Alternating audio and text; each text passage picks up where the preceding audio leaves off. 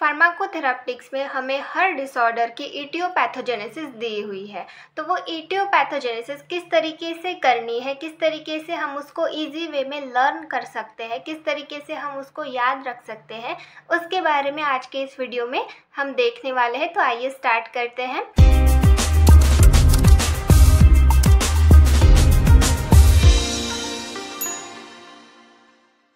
नमस्कार, आपका स्वागत है हमारे चैनल द फार्मा कोर्स 2.0 पे। तो आज के इस वीडियो में हम क्या देखने वाले हैं, easy way to learn pathophysiology और इटियोपैथोजेनेसिस। तो पैथोफिजियोलॉजी हम किस तरीके से याद रख सकते हैं इजी वे से, वो हम यहाँ पर देखेंगे। तो यहाँ पर हमने कुछ स्टेप्स लिखी है, उन स्टेप्स के अकॉर्डिंग आपको याद रखना है कि पैथोफिजियोलॉजी किस तरीके से लिखनी है। उससे पहले हम समझ लेते हैं कि पैथोफिजियोलॉजी मतलब क्या होता है, इटियोपैथोजेनेसिस मतलब क्या होता है, ये समझ लेते हैं। अब पैथोफिजियोलॉजी या फिर इटियोपैथोजेनेसिस, पैथोफिजियोलॉजी मतलब क्या होता है, हमारे बॉडी में कोई भी डिसीज कंडीशन किस तरीके से डेवलप होता है, मतलब उसकी डेवलप होने की जो प्रोसेस है वो प्रोसेस हम पैथोफिजियोलॉजी में पढ़ते हैं। और इटियोपैथोजेनेसिस मतलब यहाँ पर इटियोलॉजी भी आया। अब इटियोलॉजी मतलब क्या होता है, कॉज, जो भी डिसीज कंडीशन है वो किस वजह से हो रहा है, उसका रीज़न क्या है, वो कॉज मतलब होता है इटियोलॉजी।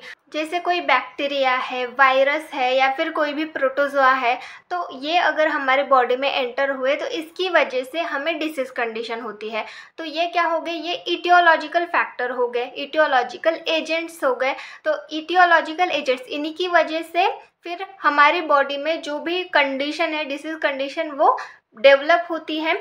तो इटियोलॉजी मतलब जो कॉजेटिव एजेंट है और उसी की वजह से फिर वो जो डिसीज़ है, स्पेसिफिक डिसीज़ हमारी बॉडी में डेवलप होता है, तो वो प्रोसेस, तो इसी को हम पैथोजेनेसिस बोलते हैं। तो इटियोपैथोजेनेसिस, तो यहाँ पर हमें जो कॉजेटिव एजेंट है या फिर जो इटियोलॉजी है वो भी लिखनी पड़ती है, और साथ में जो डेवलपमेंट की प्रोसेस है वो भी लिखनी पड़ती है। तो ये जो डेवलपमेंट की प्रोसेस है वो किस तरीके से लिखनी है वो हम यहाँ पर देखने वाले हैं।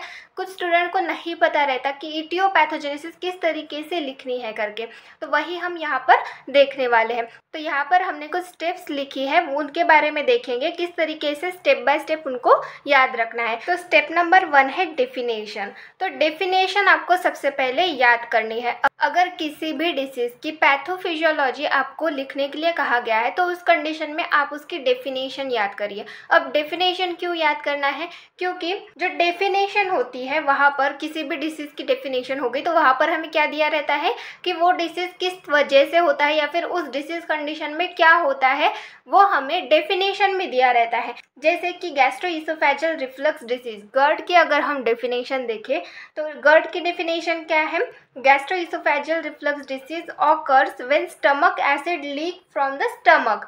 मतलब क्या हो रहा है, जो स्टमक एसिड है वो लीक हो रहा है स्टमक से and moves up into the oesophagus, हमारे ईसोफेगस में वो मूव हो रहा है, मतलब हमारे स्टमक से लीक होके वो हमारे ईसोफेगस में एंटर हो रहा है। तो इस कंडीशन को हम बोलते हैं गैस्ट्रोइसोफेजियल रिफ्लक्स डिसीज। अब इसके डेफिनेशन में क्या बताया गया है, हमें वो कंडीशन किस तरीके से ऑकर हो रही है ये यहाँ पर हमें बताया गया है।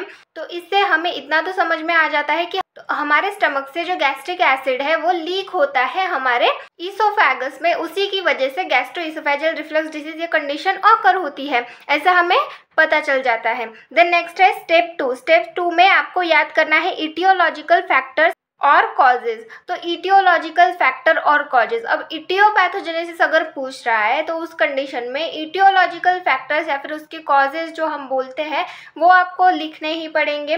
तो इटियोलॉजिकल फैक्टर्स क्यों लिखने पड़ते हैं, तो इटियोलॉजिकल फैक्टर्स क्या होते हैं, उन फैक्टर्स की वजह से वो डिसीज कंडीशन ऑकर होती है। तो वो फैक्टर्स हमारी बॉडी को अफेक्ट करेंगे, या फिर जैसे वायरस, बैक्टीरिया हो गया तो वो हमारी बॉडी में एंटर होंगे, तभी जो डिसीज कंडीशन है वो हमारे बॉडी में डेवलप होगी।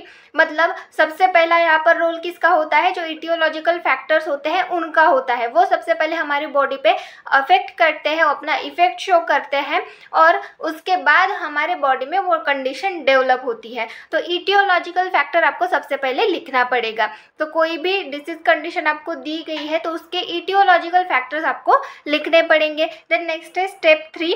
Changes occur due to etiological factor. अब जो इटियोलॉजिकल फैक्टर है, जैसे कि कोई बैक्टीरिया एग्जाम्पल में हम ले सकते हैं, जैसे कोई बैक्टीरिया है वो हमारे बॉडी में एंटर हो रहा है, तो वह हमारे बॉडी में एंटर होने की वजह से हमारी बॉडी में जो चेंजेस हो रहे हैं वो यहाँ पर आपको लिखने पड़ते हैं। कोई भी बैक्टीरिया, कोई भी स्पेसिफिक बैक्टीरिया हमारे बॉडी में एंटर होने की वजह से क्या हो रहा है, क्या चेंजेस हो रहे हैं हमारी बॉडी में, वो आपको, जैसे कि गर्ड का ही हम एग्जाम्पल ले लेते हैं, जो गैस्ट्रोइसोफेजियल रिफ्लक्स डिसीज़ है उसी का एग्जाम्पल ले लेते हैं।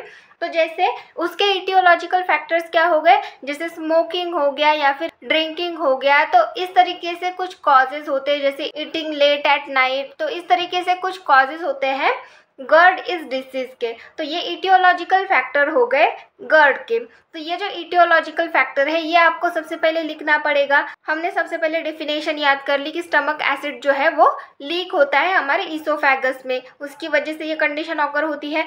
देन हमने उनके इटियोलॉजिकल फैक्टर्स के बारे में देखा, तो इटियोलॉजिकल फैक्टर्स में आते हैं स्मोकिंग हो गया, ड्रिंकिंग हो गया, ईटिंग एट लेट नाइट, रात में बहुत देर से खाना खाना, या फिर स्मोकिंग करना, ड्रिंकिंग करना, ये कुछ इटियोलॉजिकल फैक्टर्स हो गए। तो इनकी वजह से क्या होता है, हमारे बॉडी में कुछ चेंजेस होते हैं। तो हमारा जो लोअर ईसोफेजियल स्फिंक्टर है, ईसोफेजियल स्फिंक्टर मतलब क्या होता है, हमारे स्टमक के और हमारे ईसोफेगस के बीच में एक स्फिंक्टर प्रेजेंट होता है। स्फिंक्टर को हम दरवाजा भी बोल सकते हैं, दरवाजा होता है वहाँ पर। तो वो क्या करता है, वो प्रिवेंट करता है, जो स्टमक एसिड है उसको ईसोफेगस में जाने से प्रिवेंट करता है। पर इस कंडीशन में क्या होता है, स्मोकिंग करने की वजह से, ड्रिंकिंग करने की वजह से क्या होता है, जो लोअर ईसोफेजियल स्फिंक्टर है, वो जो दरवाजा है वो प्रॉपरली काम नहीं करता, वो प्रॉपरली क्लोज नहीं हो पाता, जिसकी वजह से जो एसिड है वो रिफ्लक्स होता है। रिफ्लक्स होता है मतलब वो हमारे ईसोफेगस में एंटर होता है। ईसोफेगस में एंटर होने की वजह से ईसोफेगस में कोई प्रोटेक्टिव कवरिंग नहीं होती जो कि हमें एसिड से प्रिवेंट कर सके, एसिड से बचा सके। तो जो एसिड होता है वो वहाँ पर एंटर होने की वजह से क्या होता है, अगर आप ही सोचिए एसिड वहाँ पर ईसोफेगस में एंटर हो गया तो वहाँ पर हमारे जो सेल्स है वहाँ के वो डैमेज होंगे, वहाँ पर स्वेलिंग आएगी। तो उसी तरीके से प्रोसेस होती है, जो स्टमक एसिड है वो हमारे ईसोफेगस में एंटर होने की वजह से वहाँ पर स्वेलिंग आती है, और जो ईसोफेगस की पेरिस्टाल्सिस मूवमेंट है वो प्रॉपरली नहीं हो पाती, जिसकी वजह से गैस्ट्रोइसोफेजियल रिफ्लक्स डिसीज ये कंडीशन ऑकर होती है। तो इस तरीके से ये डेवलपमेंट की प्रोसेस होती है। तो यही यहाँ पर आपको लिखना है। तो हमने इटियोलॉजिकल फैक्टर्स देखे, चेंजेस क्या हुए, जो इटियोलॉजिकल फैक्टर है उसकी वजह से चेंजेस क्या हुए हमारे बॉडी में, जो हमारा लोअर ईसोफेजियल स्फिंक्टर है उसने प्रॉपरली काम करना बंद कर दिया, मतलब जो दरवाजा है वो प्रॉपरली बंद ही नहीं हो रहा था। और स्टेप 4 में क्या है, what happens due to this changes, वो जो चेंजेस हुए हैं उसकी वजह से क्या हुआ है, जो दरवाजा है, जो स्फिंक्टर है वो प्रॉपरली क्लोज ना होने की वजह से क्या हुआ हमारे बॉडी में, जो स्टमक एसिड है वो लीक हुआ हमारे ईसोफेगस में, जिसकी वजह से गर्ड ये कंडीशन ऑकर हुई। तो इस तरीके से आप किसी भी पैथोफिजियोलॉजी को इजीली याद कर सकते हैं। तो इस तरीके से ये एक ईजी वे हो गया पैथोफिजियोलॉजी को लर्न करने का। देन नेक्स्ट है हम देखेंगे इन्फेक्शियस डिसीज के लिए। फॉर इन्फेक्शियस डिसीज, जो इन्फेक्शियस डिसीज होते हैं उनकी पैथोफिजियोलॉजी अगर हम देखें तो वो थोड़ी डिफरेंट होती है। वहाँ पर हमारा स्टार्टिंग की जो प्रोसेस दी रहती है वो थोड़ी अलग होती है। तो वो किस तरीके से होती है उसके बारे में देखेंगे।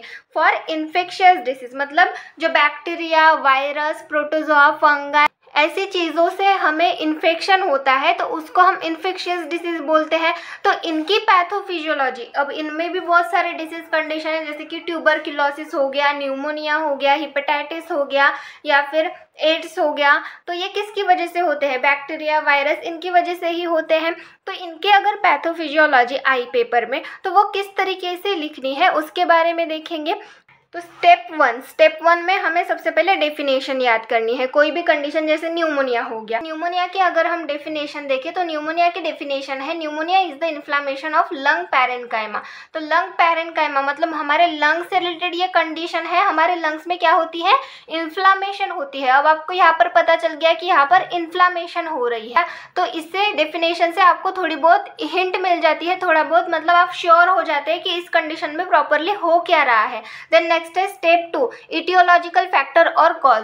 तो वो जो कंडीशन है, वो जो इन्फेक्शियस डिसीज है वो किस वजह से हो रहा है, वायरस से हो रहा है, बैक्टीरिया से हो रहा है, किस वजह से हो रहा है, ये आपको याद करना है। तो इटियोलॉजिकल फैक्टर जैसे न्यूमोनिया है वो बैक्टीरिया से भी हो सकता है, वायरस से भी हो सकता है, फंगाई से भी हो सकता है। तो वो इटियोलॉजिकल फैक्टर्स आपको लिखने हैं कि बैक्टीरिया, वायरस और फंगाई ये हमारे बॉडी में एंटर होने की वजह से फिर क्या होता है स्टेप 3 में, how it migrate in the body. तो स्टेप 3 में क्या करना है कि जो भी बैक्टीरिया है, इटियोलॉजिकल फैक्टर आपने लिख लिया, बैक्टीरिया हो गया, वायरस हो गया और फंगाई हो गया, तो ये इटियोलॉजिकल फैक्टर हो गए। तो ये हमारे बॉडी में एंटर हो रहे हैं। एंटर होने के बाद ये हमारे बॉडी में माइग्रेट करते हैं, मतलब एक जगह पे नहीं रहते। जो इनको इन्वायरमेंट चाहिए, सुटेबल इन्वायरमेंट मल्टीप्लाई होने के लिए, उस इन्वायरमेंट में ये एंटर होते हैं। तो ये हमारे बॉडी में माइग्रेट करते हैं। तो किस तरीके से माइग्रेट करते हैं ये यहाँ पर आपको लिखना है। देन नेक्स्ट है site of infection. Then migrate करने के बाद जो एक स्पेसिफिक साइट है वहाँ पर ये अपना इन्फेक्शन, वहाँ पर ये मल्टीप्लाई होते हैं और उस एरिया में ये इन्फेक्शन कॉज करते हैं। स्टेप 4 में साइट ऑफ इन्फेक्शन, मतलब जैसे न्यूमोनिया है तो न्यूमोनिया कहाँ पर अपना इन्फेक्शन कॉज कर रहा है, लंग्स में। साइट ऑफ इन्फेक्शन कौन से हो गई, हमारा लंग्स। देन नेक्स्ट है स्टेप 5 इम्यून सिस्टम रिस्पॉन्स। अब ये कॉमन है सारे डिसऑर्डर्स में, जितने भी इन्फेक्शियस डिसऑर्डर है वहाँ पर इम्यून सिस्टम रिस्पॉन्स कॉमन है। क्योंकि अगर कोई भी फॉरेन मटेरियल जैसे बैक्टीरिया, फंगाई, वायरस कोई भी हो गया तो हमारे जो इम्यून सिस्टम है, हमारे बॉडी में इम्यून सिस्टम प्रेजेंट है, वो उसको रिस्पॉन्स देती है। अगर कोई भी फॉरेन बॉडी, कोई भी बैक्टीरिया हो गया, वायरस हो गया, वो अगर हमारे बॉडी में एंटर हो रहा है तो उसके रिस्पॉन्स में जो हमारी इम्यून सिस्टम है वो एक्टिव होती है। तो इस कंडीशन में क्या होता है, इन्फेक्शियस डिसीज में भी यही होता है, जो हमारी इम्यून सिस्टम है वो रिस्पॉन्स देती है। जब बैक्टीरिया इन्फेक्शन कॉज करते हैं, कोई भी वायरस हो गया या फिर फंगाई हो गया, वो इन्फेक्शन कॉज करते हैं तो हमारी इम्यून सिस्टम जो है वो रिस्पॉन्स देती है। तो वो जब फाइट करती है उन बैक्टीरिया के साथ तो उस टाइम पे वो कुछ एंजाइम्स रिलीज करती है या फिर ऐसे कुछ सब्सटेंस रिलीज करती है जिसकी वजह से उस साइट पे इन्फ्लामेशन आ जाती है या फिर वहाँ पर फ्लूइड जमा हो जाता है, या फिर वहाँ के जो सेल्स है वो डैमेज हो जाते हैं। तो उसकी वजह से क्या होता है स्टेप 6 में ब्लॉक और अल्टर फंक्शन। तो वहाँ का जो एरिया होता है वो ब्लॉक हो जाता है या फिर नैरो हो जाता है। जैसे हम एग्जाम्पल में ले सकते हैं अस्थमा में जैसे कोई भी स्टिमुली हो गई या फिर कोई भी जैसे डस्ट या फिर कोई भी इटियोलॉजिकल फैक्टर हो गया, वो हमारे बॉडी में एंटर होने की वजह से जो इम्यून सिस्टम है वो रिस्पॉन्स देती है, वो हमारे ब्रोंकाई में अफेक्ट करती है, हमारे ब्रोंकाई को अफेक्ट करती है।